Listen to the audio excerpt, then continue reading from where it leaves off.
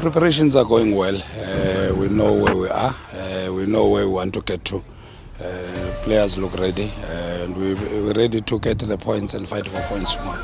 Difficult opponent. We're not sure about AmaZulu, especially after they've changed the leadership.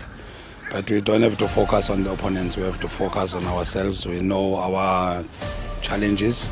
It's just to work on the final third, scoring goals, and I think we'll score goals tomorrow.